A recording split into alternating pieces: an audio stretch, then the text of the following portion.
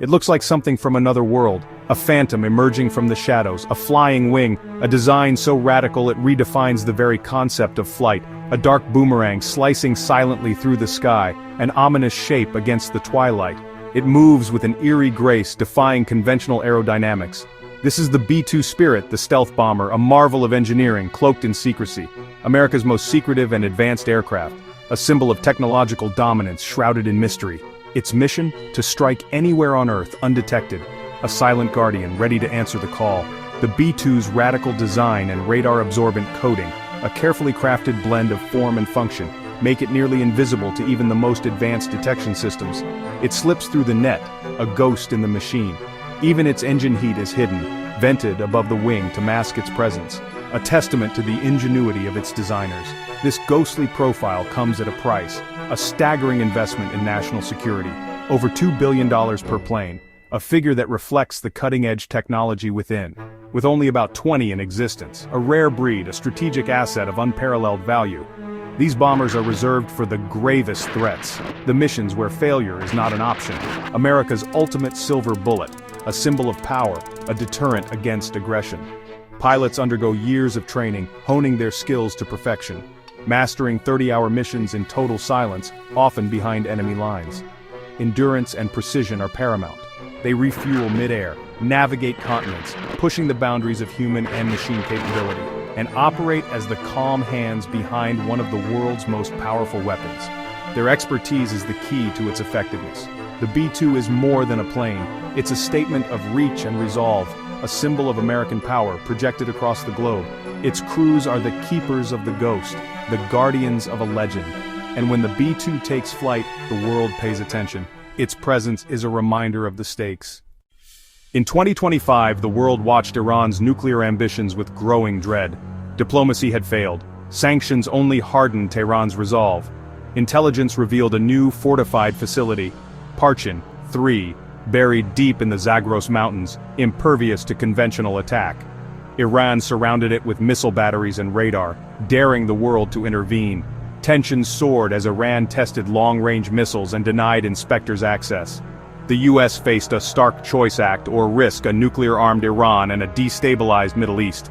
The window for peaceful resolution slammed shut.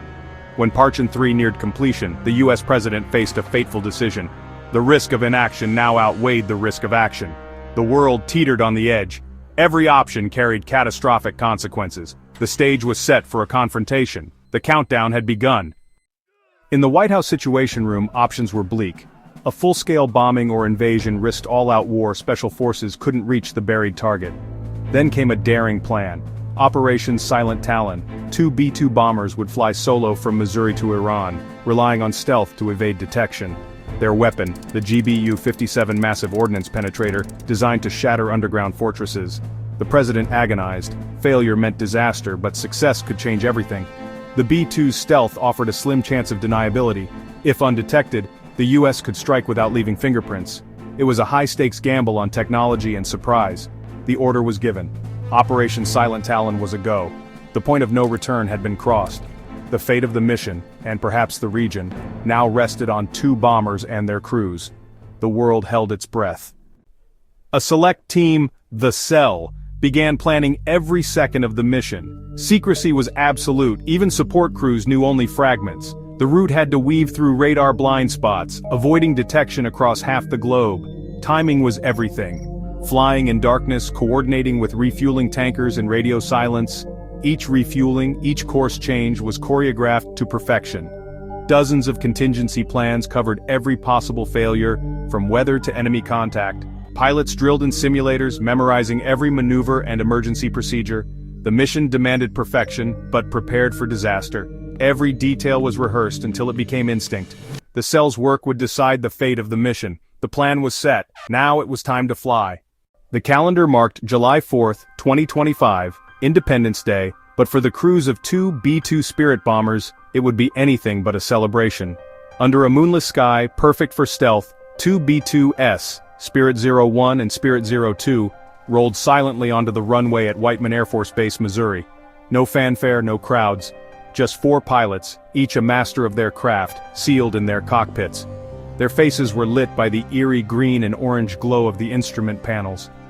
Engines hummed quietly, a low thrum that vibrated through the aircraft as the bombers lifted gracefully into the night, climbing higher and vanishing within seconds into the inky blackness above. They turned east, beginning their long journey. Climbing steadily toward the vast expanse of the Atlantic, the longest night of their lives had begun, a night that would test their skills, their endurance, and their resolve. Hours later, far out over the seemingly endless ocean, they met KC-135 tankers, aerial refueling specialists, for a silent, precise aerial refueling, a critical step in their long-range mission.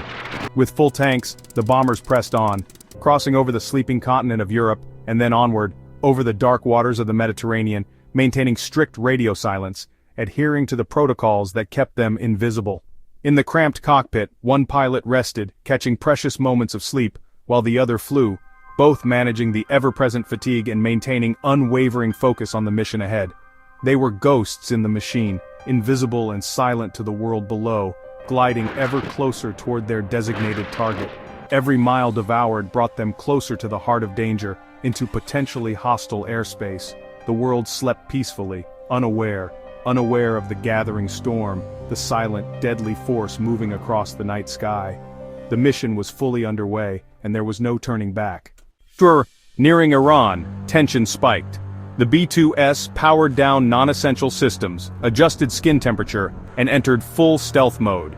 They slipped across the border, invisible to the dense web of Iranian radars and missile batteries. On their displays, radar sweeps searched in vain. The bombers danced through gaps in coverage. A brief radar contact sent a jolt of fear, but it faded, dismissed as a glitch.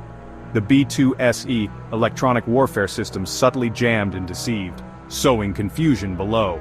For over an hour, they flew deep into enemy territory, undetected. The pilots' training and technology held. One mistake could mean disaster. As they neared the Zagros Mountains, the impossible had been achieved. The bombers were in position, unseen and unchallenged. The target lay ahead.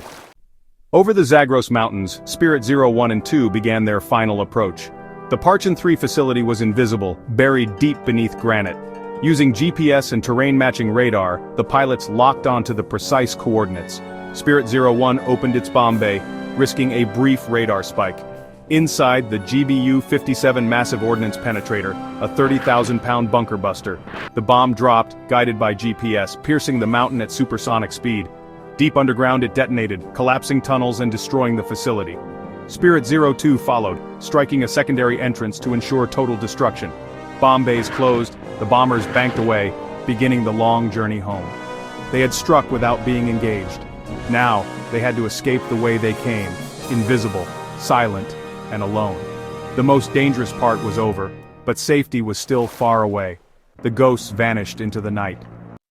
The first sign that something was amiss came not from human eyes, but from the unblinking gaze of seismic sensors scattered across the globe. These sophisticated instruments, designed to detect the subtle vibrations of the Earth, registered an anomaly.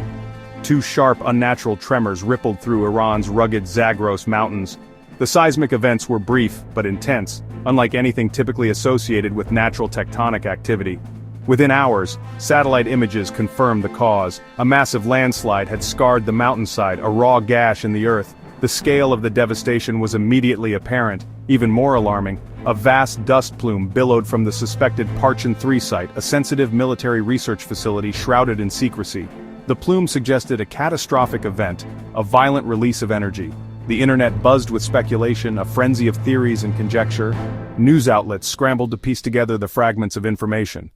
Tehran was silent, caught completely off guard by the sudden and inexplicable destruction. Official channels offered no immediate explanation. No radar tracks indicated an incoming missile or aircraft. There was no downed aircraft, no wreckage to analyze, no conventional explanation for the devastation. Just a destroyed, top-secret facility, reduced to rubble in a manner that defied conventional understanding. Iran's official statements wavered between attributing the event to an industrial accident and hinting at sabotage, unwilling to admit the possibility that their vaunted air defenses had been so easily bypassed.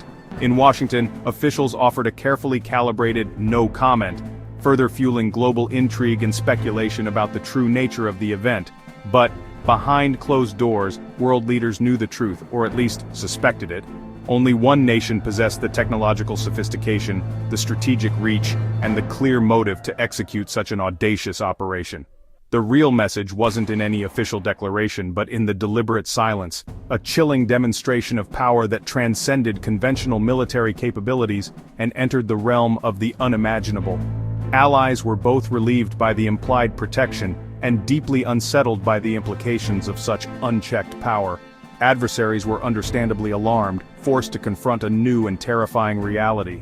Military planners worldwide scrambled to understand the mechanics of the attack, desperately seeking answers to how their most advanced air defense systems had been so effortlessly bypassed.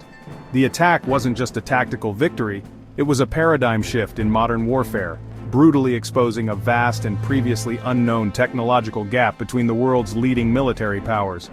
The world awoke to a new and unsettling reality, a stark reminder of the ever-evolving landscape of military power.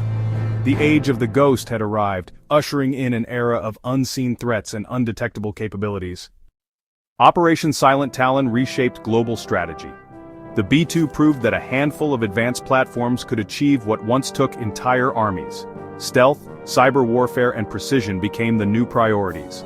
America's rivals raced to develop counter-stealth technology, fearing their own vulnerability. The threat of a B-2 strike became an unspoken force in diplomacy. For smaller nations, the lesson was clear: no bunker is safe from the ghost. The mission's legacy endures, studied in war colleges, debated in strategy rooms. The 4 pilots returned in silence, their names unknown, their actions shaping history. They were the human element behind the machine, guiding the ghost through the night. Operation Silent Talon changed the nature of power. Its echo still reverberates today.